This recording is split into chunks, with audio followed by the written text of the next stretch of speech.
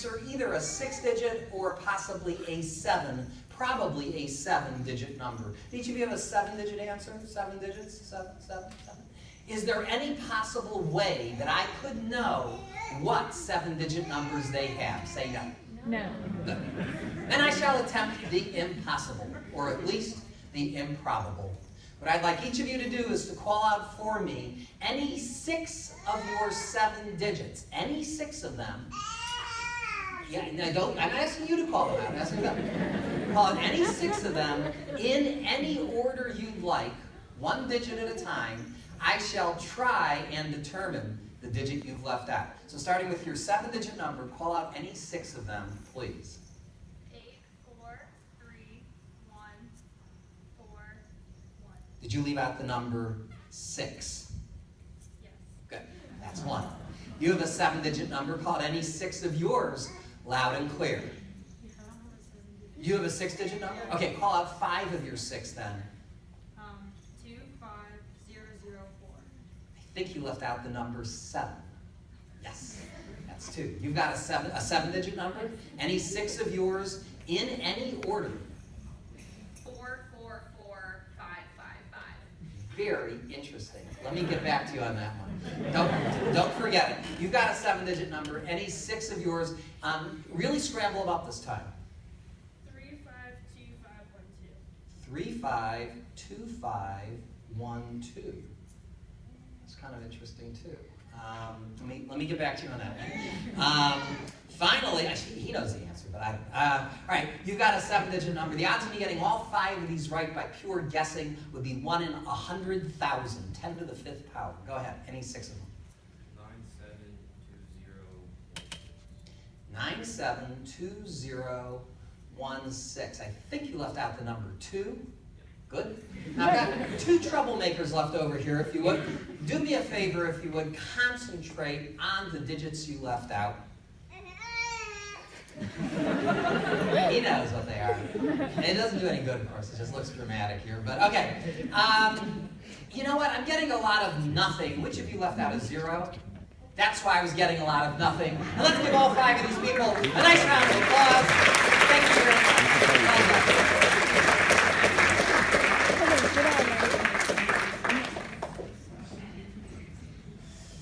For my next number, I'd like to present something we mathematicians refer to as magic squares. Now, for those of you unfamiliar with them, you can sort of think of magic squares as like Sudoku on steroids, and you'll see what I mean by that in just a moment. Now, I've done such an extensive study on magic squares that I'd like to create one for all of you right before your very eyes. But for this, I'll need another assistant, someone here I do not know, and, okay, I don't know you. What's your name? Leah. Let's give Leah a nice round of applause. Come on, Leah.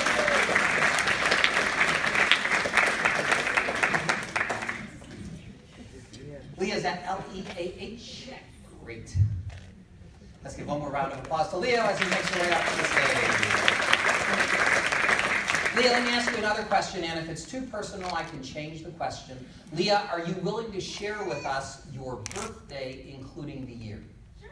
Great. Leah, what is your birthday? May 28th, 1999. May 28th, 1999. So 5/28/99 is your birthday. Now, Leah, if we were to add the numbers in your birthday together, let's see what we get. 5 plus 28 is 33, plus 9 is 42, plus 9 is 51. So 51 becomes your magic number.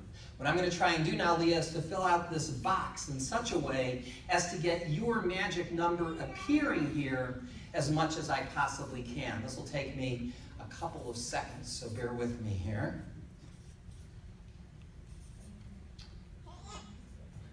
I think that works. Leah, would you choose for us any row? Row number 2, 3, or 4, which would you like?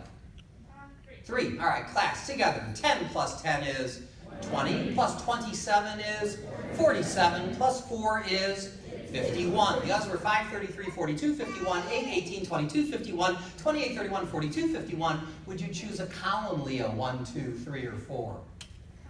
2. All right, class. 28 plus 10 is 38, plus 10 is 48, plus 3 is 51. The others were 5, 13, 23, 51, 9, 13, 40, 51, 9, 38, 42, 51. How about that? Now, Leah, I am not through with you. I decided since this was your magic square, based on your birthday, at no extra charge, I would give you these diagonals as well. Check it out here. 28 plus 10 is 38, plus 4 is 42, plus 9 is 51, 5, 15, 42, 51. But I didn't stop there either. I decided since this was for Leah, wouldn't it be great if we could get these 4 in the center to add up as well? Check it out here. 10 plus 10 is 20, plus 4 is 24, plus 27 is 51. But did I stop there? Did I stop there? No. Leah, you may have noticed I put a little extra attention in that corner. I did that so I could get these 4 squares. 5 plus 28 is 33, plus 10 is 43, plus 8 is 51 to add up. And I figured, heck, as long as we got that group of 4, let's have a party. We may as well get this group of 4, 9, 18, 47, 51, 10, 20, 23, 51, 27, 31, 40, 51. But did I stop there? No, I said Leah wouldn't be happy unless we got this group of 4, this group of 4, this group of 4, this group of 4, this group of 4, this group of 4. Now I have to apologize, Leah. I was not able to get this group of 4 nor that group of 4 to add up, but I had to do it that way if I was going to get these 4 in the corners. I knew that would be important to you. 5, 14, 23, 51. But wait, here's the cool part. Not only do those 4 numbers in the corners add to 51, if you look at them closely, you'll see we have 5, 28, 99. I thought you'd like that. So please keep this as a souvenir from me, and let's all give Leah a nice round of applause.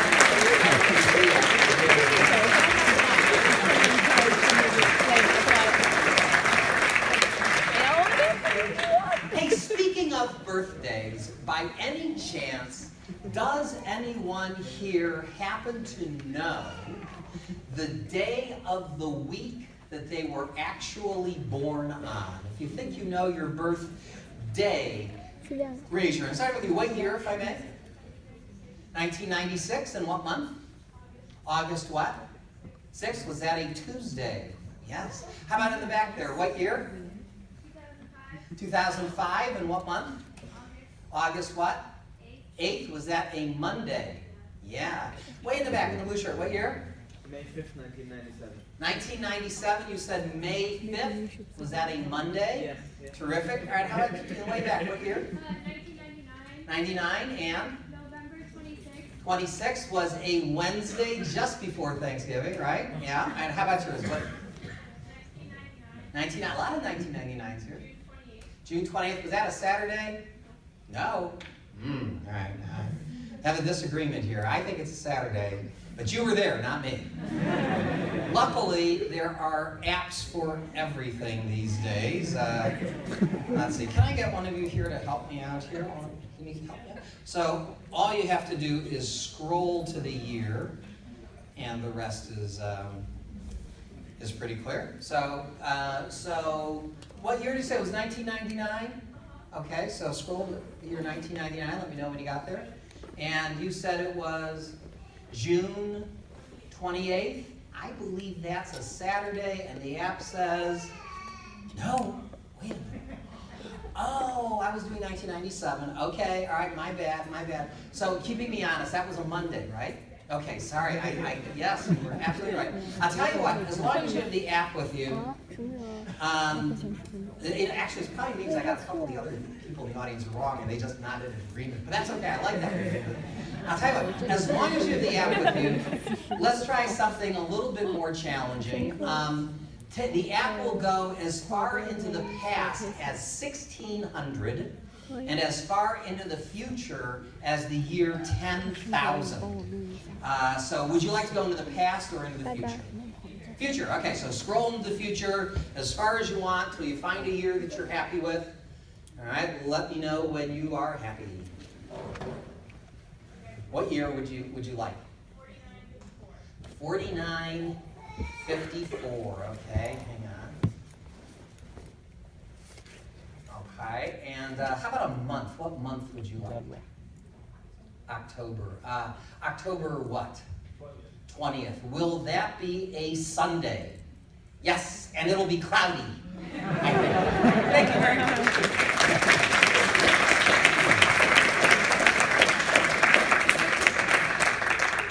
Now, folks, if I were performing for a different sort of audience, I might follow this up with other feats of magic and mind. But for an audience such as this one, I actually prefer to break the magician's rule and explain to you most of what you've seen me do up here and more. In fact, I'd like to conduct the rest of this program, the next 30, 40 minutes or so, very informally. So feel free at any time to interrupt me with questions, even if it has nothing to do with what I'm talking about. It's more interesting that way. In fact, I got hours and hours of stuff I can share with you, but far less than that time to be up here. So let me start taking your questions now. Who would like the first question? Yes, please. What's my favorite color? You know, when I was a kid, it was green, and I don't know that I've really reevaluated that since then. But I'll go with green, and you were wearing green, so somehow we have an affinity there. Yes? What's your question? What are you really bad at? What am I really bad at? You know, I am really, really bad at dancing. I mean, like, if somebody got up on this stage right now and started teaching this whole audience like a line dance, you know, I can guarantee you I would be one of the last people in the audience to catch on. I mean, I am, and actually it's good because that's how I relate to math phobia and math anxiety. It isn't just a, you know, it's not a lack of desire. I wish I were a better dancer. I just know that it takes me and my feet and my hands a lot longer to catch on than the average person. But I also believe that if I really practiced at it, if I took lessons, if I went out and tried my hand at line dancing or waltzing or whatever for every night of the week, then by the end of the year I wouldn't suck. I don't know that I would be good or competitive, but I think I could be okay and reasonable. You know what I'm saying? It just takes me a lot longer to get it. And I think that's kind of how, when I meet people who struggle with math, they say, I really want to get this, I'm just having trouble getting this. I know we all have some things in our lives that come more easily to us, and some things in our lives that come a lot harder to us. And I fully believe that math is one of those things that you can get better at if you put in the time. It just might take a little bit more time than others. Yeah? So that trick you did earlier where you had the two students and you were kind of not sure until the end? Yeah. Could the other missing digit have been 9? Indeed. Okay. All right. Okay. So she's asked a question that doesn't make sense to the rest of the audience yet, but I'm going to reveal that one because I think it's a fun one to do. Remember in the show when I had everyone take the number 5922, multiply it by a 3-digit number, they called out 6 of their 7 digits, and I told them what it was? It looks like the hardest thing in my show. In fact, it might be the easiest thing in my show. And it's based on, I'll let people in the audience who I know there are a few people who figured it out. If you figured it out, finish my sentence for me. Oh, that one wasn't so hard. That was all based on the magic property of the number 9. Oh, good. See, I heard about 5 people go 9. Yes.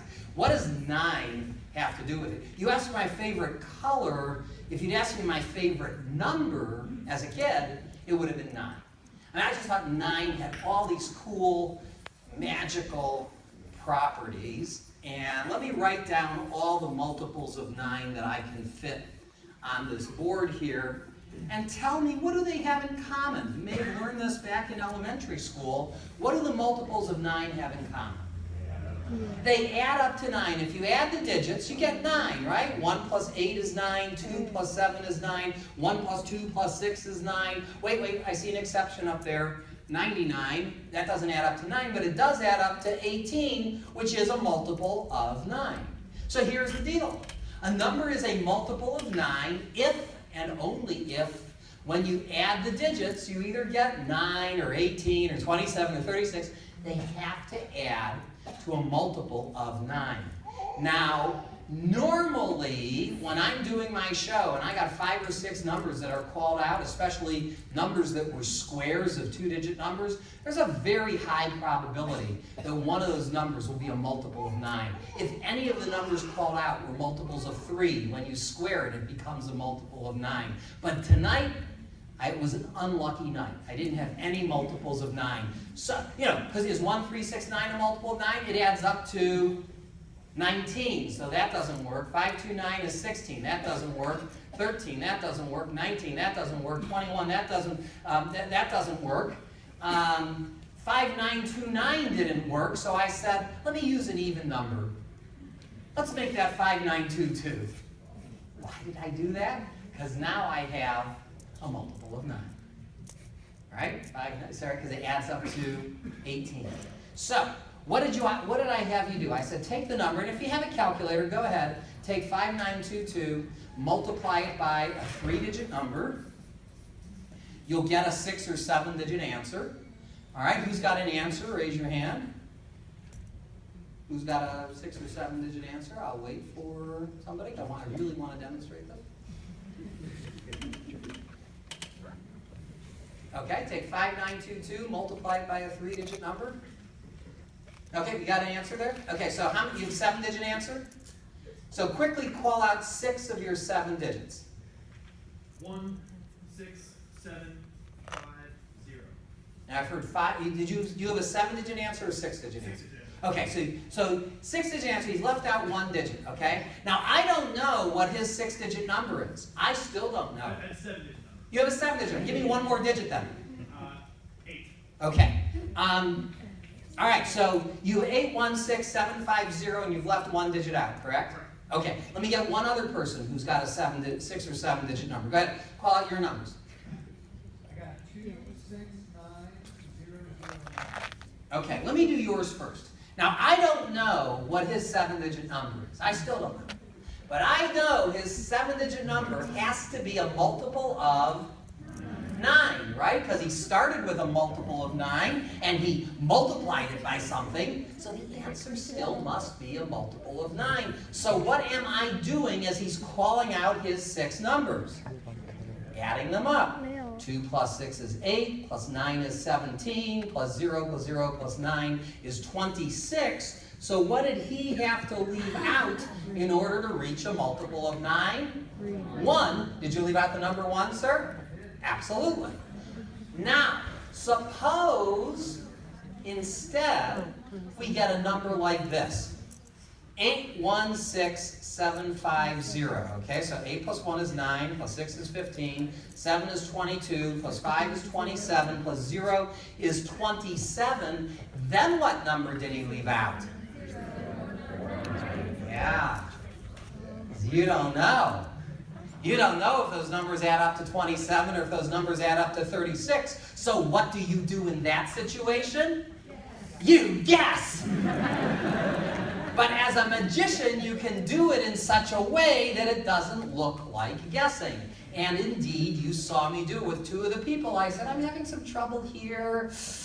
Concentrate. I say them all through. I like to bunch them up so I only have to cheat once, right? I say, okay, concentrate on the digit. I'm getting a lot of nothing. Which of you left out a 0? And to my luck, they both did. Oh, no wonder I was getting a lot of nothing. Usually, I'll just get one of them. One will raise their hand. I say, you left out the number 0, right? Yeah. I said, but you didn't leave out a 0. I was just getting nothing from you. Okay. It's a big joke. And then I concentrate. I say, you left out the number 9. Either way, it looks like you got it right the first time. If neither of them raise their hand, sometimes that happens. I go, neither of you left out a 0? I go, no. Oh, maybe you're canceling out each other's thoughts. Okay, just you think of your number this time. And now you think. Okay, you both thought of the same number. Did you leave out the number 9? They say yes, and you take your bow. Thank you very much. Magicians call that having an out. How to get out of a tough situation. Some magicians, they'll just say, they'll just say, think of a number but not 0. But I don't like using a restriction if it doesn't really have to be there. Or they'll say, mentally, if you're going to do this at home, maybe you do it this way. You say, mentally circle one of your numbers. Just don't circle a 0 because that's already a circle. Got it? So now they've circled one other number, because you wouldn't be able to read their mind if they were circling a circle, right? So now they've circled. Now if they numbers add up to 27 or so, you know they left out the 9, right? So that's the way out there. Other questions? What else would you like to know? Yes, sir. Why did you want to become a mathematician? Why did I want to become I didn't want to become a mathematician. Destiny made me a mathematician. It was really a combination of two loves. As a kid, I loved numbers for about as long as I can remember, maybe as long as my mother can remember. I like taking problems and doing them in my head, and I like doing them in different ways. Like I wouldn't just solve the problem one way. I'd try and figure out more than one way of doing the problem, and if I always got the same answer, that was really great. You know, I loved that consistency of math as a kid, and I still do today as a professor.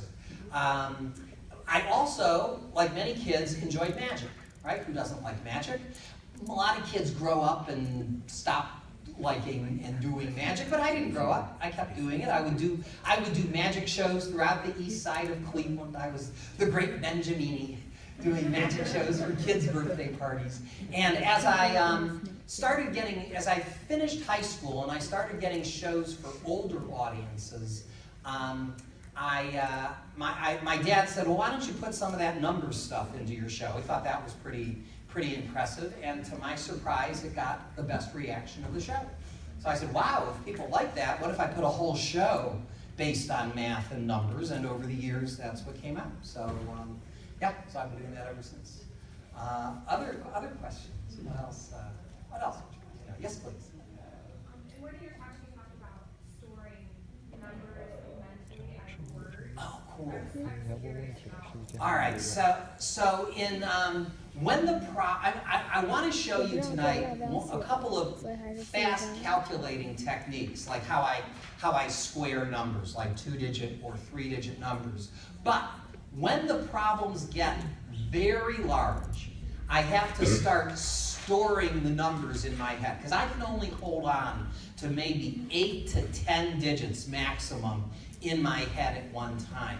And sometimes, like if I'm squaring a 4 or a 5-digit number, I've got to work with more than that number of digits. So I need a way of creating memory space, and I do that by a somewhat bizarre sounding phonetic code. Let me tell you for those of you in the audience who enjoy words more than numbers, this will be your favorite part of the show. So this is a way of turning numbers, even random looking numbers, phone numbers, serial numbers, whatever, and making words out of them. And this code I'm showing you has been in the English language for over 200 years. It's called the major system. And every digit gets a consonant sound. So there are no vowels on this list. So the 1 is the T or the D sound, the T or D sound. The 2 is the N sound. The 3 is the M sound, and so on. And there are even mnemonics for learning this list. For example, a T has 1 downstroke, and N has 2 downstrokes. The M has 3 downstrokes. 4 ends in R. 5 on your fingers, you see an L. 6, backwards 6 is like a J. The 7, 2 7s can create a K. A cursive F looks like an 8, or a skater does a figure 8. 9's easy to see, it's a backwards P or an upside down B. You tell me, 0 for S or Z. How would you remember that? 0 begins with Z, so it's one of the hissing sounds like that. Okay, once you have this code memorized, it only takes you about 10 minutes to know it inside out. You can then now use this to memorize phone numbers, credit card numbers, passport numbers. Here, somebody give me their credit card number. I tell you what, I understand you wouldn't want it. Let's demonstrate with, let's take the number pi, okay? Sometimes people ask me, how many digits of pi do you know? And I only have about 100 of them memorized. Let me give them to you. 535843943638I know, how are you going to check it?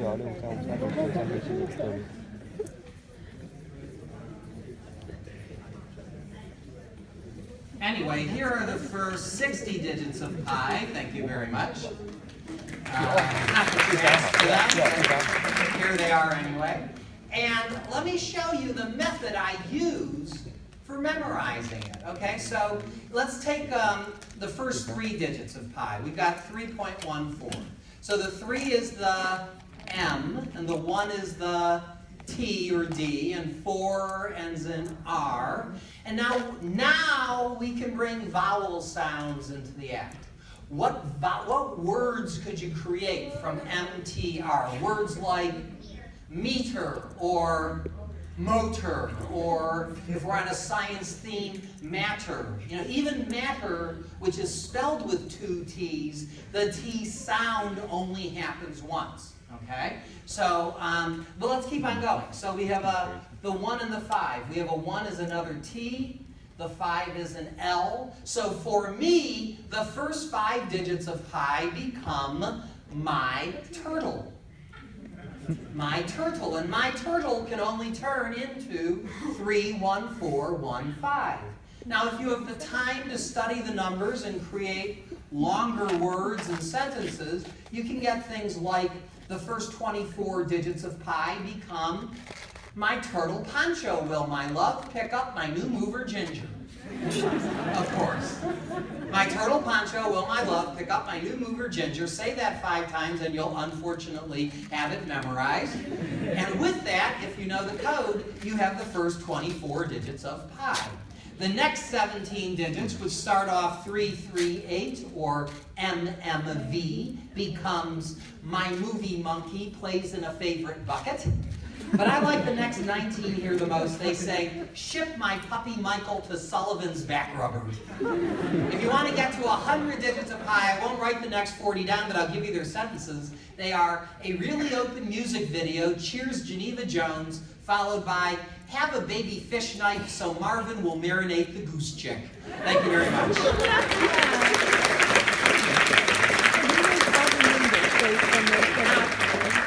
I don't know about you, but as a professor of mathematics, and I'm sure Darcy would agree on this, I can't look at a beautiful number like pi and practically resist the urge to break into song. It's such an exciting, important number, shows up everywhere in math.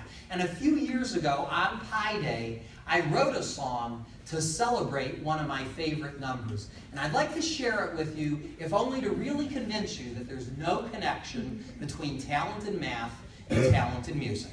Okay? But I'm only going to sing it once because, as you know, pi does not repeat. Okay? In fact, that's kind of what the song's about.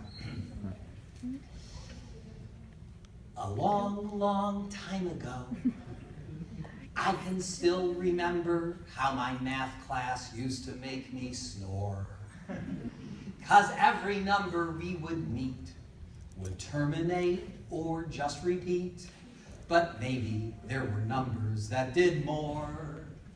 But then my teacher said, I dare ya to try to find the circle's area.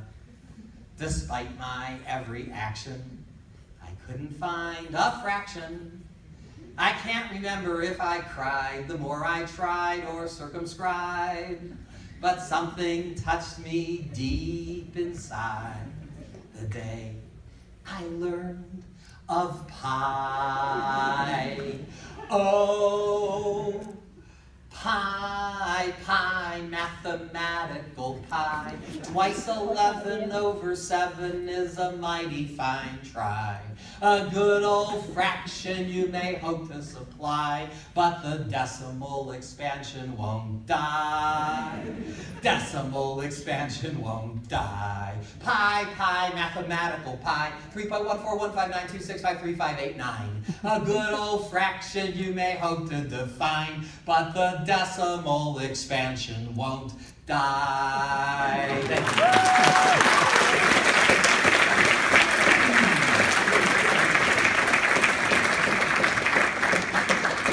Other questions besides why am I speaking into a magic marker? I don't know.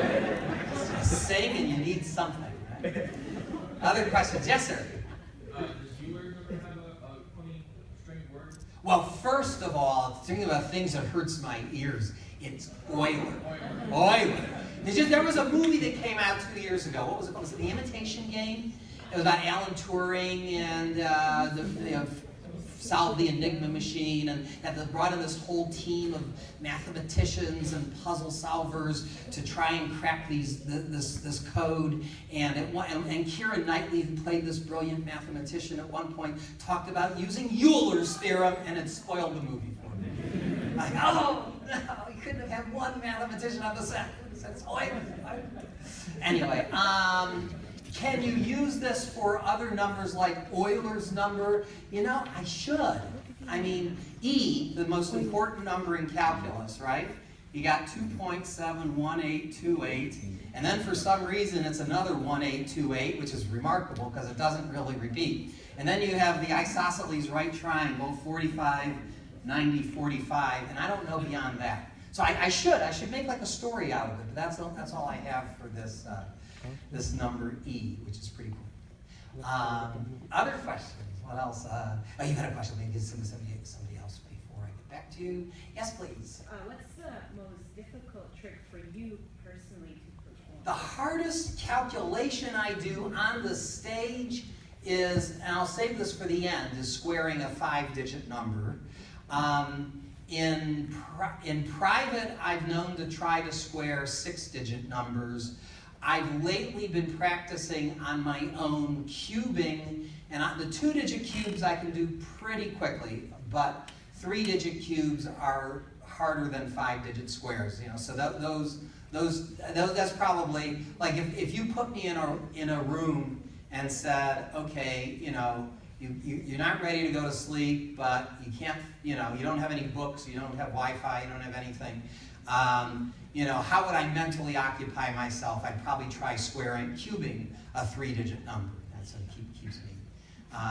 Let me show you the method I use for squaring numbers, for squaring 2-digit numbers. And if you're interested, I'll push it higher to 3-digit numbers or beyond. Give us a small 2-digit number as our first example. 37, okay? Now 37 is not a bad number to multiply, but what number close to 37 is much easier?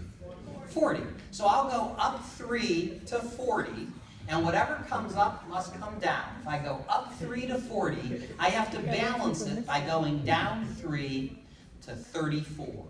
So the first part of my calculation is I do 40 times 34. And don't panic, that's 4 times 34 with a friendly 0 attached. Let's do 4 times 34, and the most important thing I can tell you about this is that I do all of my calculating from left to right. And that's the opposite of how you might do it on paper. On paper, you do it from right to left. You get the ones digit, the tens, the hundreds, the thousands, but that's backwards. I mean, we read numbers left to right. We pronounce numbers left to right. We say 34, not 4 and 30. And with a little practice, you can and should calculate left to right. So when I do 4 times 34, I do 4 times 30, which is 120. 4 times 4 is 16. Add 120 plus 16, that's 136. With the friendly 0, that's 1360. Almost done. All I have to add to this is the square of the number we went up and down. We went up and down 3. 3 squared is 9, and there's your answer, 1,369. Let's do a couple more examples. I want to make sure everybody gets good at this. How about another 2-digit number? Go ahead. 42. Great. So this time, instead of going up, we'll go down. We'll go down 2 to 40. And that makes us go up 2 to what? 44. Now we do 40 times 44. I'll start with 4 times 44. 4 times 40 is 160. 4 times 4 is 16. 160 plus 16 is 136. 76, so that's 1760. And what do we add to that? The square of 2, which is 4, to get 1764. All right? Now it's your turn. I'll give you a problem. Just with these 2 examples alone, I'm going to give you a large 2-digit number for squaring, but I'll give you a lot of time to do it. I'll give you a whole 10 seconds to do this problem. All right? When you think of the answer, raise your hand. Don't shout it out because I want to make sure everyone has a chance at doing this. Try to square the number 97.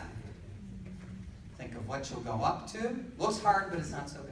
Think of what you'll go up to, 100 what 除 you'll go 以 down to, 94 multiply, 94 and then add something. I'll give people another 5 seconds here. 940加上 All right. 9 All right, I think I saw your hand go first. What did you get, sir? 9,409. Give them a nice round of applause. Well done. What did you do, I hope? You went up 3 to 100, down 3 to 94. 94 times 100 is 9,400, plus the square of 3, that's 9, to get 9,409. Well done. Now, I have to confess, I've squared 2-digit numbers now for such a large fraction of my life that most of them have unintentionally become memorized. But just the 2-digit numbers. 3 digits and higher, I really do have to calculate. Before I show you that, though, I just dawned on me, as a professor of mathematics, I can't just show you how to do this. Give me 30 seconds to show you why it works, okay? So all you need is a little algebra. Let's say you want to square any number. Let's say you want to square A as in any. And now what do? You take that number A, and you go up some distance D, like we went up 3 in that last problem. Take A and go down the same distance D, multiply them together, and then add what? D squared, right? Whatever that distance was squared. Now, is that going to work? Well, you tell me. If you do the quantity A plus D times A minus D, multiply them together, what do you get? A squared minus D squared. And when you add the D squared, the D's go away, and you're left with A squared. Let's hear it for algebra. So I don't think about the formula while I'm doing the calculating, but it gives me the confidence to know that this is going to work whether I'm squaring a 2-digit number, a 3-digit number, or higher. Here, let's move it up to a 3-digit number. Give us a 3-digit number this time. Go ahead, sir. 3-digit number.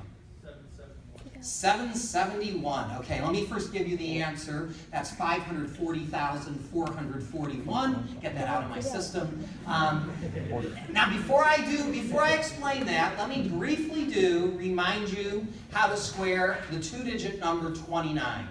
Go up 1 to 30, down 1 to 28.